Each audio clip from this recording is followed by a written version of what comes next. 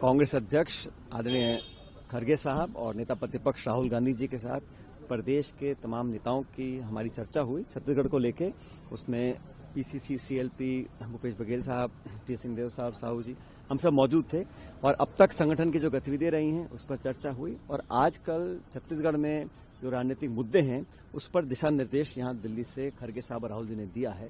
और छत्तीसगढ़ में जो 2 साल से सरकार है तमाम मोर्चों पर फेल है। फसल खरीद हो, लॉ एंड ऑर्डर हो, और विशेष रूप से जो माइनिंग को बैकडोर एंट्री दी जा रही है और उससे आदिवासी क्षेत्र के लोग, किसान बहुत परेशान हैं।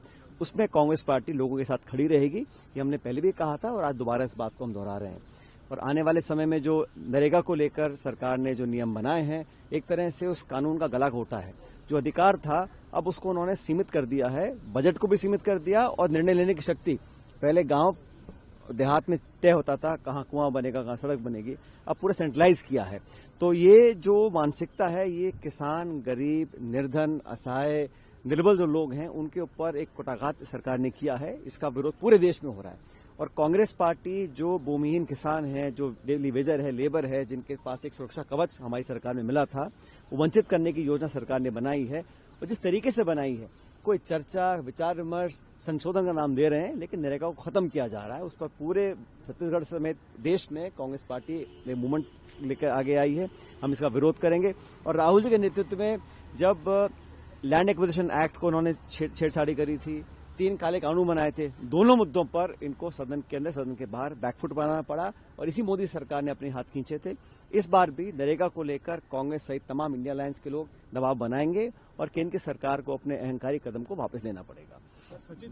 बाकी हमने जो इश्यूज हैं, आज महासचिव महोदय वेणुगोपाल जी, खरगे जी, राहुल जी को पूरा विस्तार से पूरा समीक्षा भी करी है, गहर अध्ययन लोगों ने किया है, अब तक कार्रवाई पर उनको जानकारी दी है।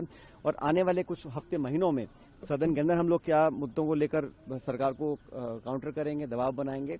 और कार्यकर्ताओं को लेकर जो हम लोगों ने बीएलए से लेकर संगठन को मजबूत करने का जो एक निर्णय लिया है उस पर पूरा अमल हम लोग कर चुके हैं। इसी बात पर आज चर्चा हुई और अच्छे माहौल में हुई है। और दोनों राहुल जी, खरगे जी ने निर्देशित किया है कि छत्तीसगढ़ मूलतः कांग्रेस मैंडेट स्टेट है और वहां जो नौजवान हैं जो आज इस सरकार से परेशान हैं, एक उम्मीद की तरह हमारे को देखते हैं कांग्रेस की तरफ, उस पर हमें खरा उतरना है और सब मिलकर इस काम को करेंगे, तमाम नेता, छोटे बड़े सब मिलकर। सर, 4 दिन में दूसरी बैठक है छत्तीसगढ़ नेताओं की राष्ट्रीय नेतृत्व से, तो कुछ एग्रेसिव और ज्यादा होना है? हम अभी बहुत एग्रेसिव हैं, सरकार पूरी तरह बैकफुट पर है, लेकिन अब क्योंकि सिर्फ 3.25 साल बचे हैं सरकार के, तो अब हम एक नया रोड मैप तैयार कर रहे हैं संगठन के लिए भी और तमाम नेता। और मुझे खुशी है कि छत्तीसगढ़ में सारे जो प्रमुख नेता हैं हमारे, वो सब एक जाजम पर हैं और स्वार्थ के लिए नहीं लड़ रहे हैं, जनता की भलाई के लिए लड़ रहे हैं।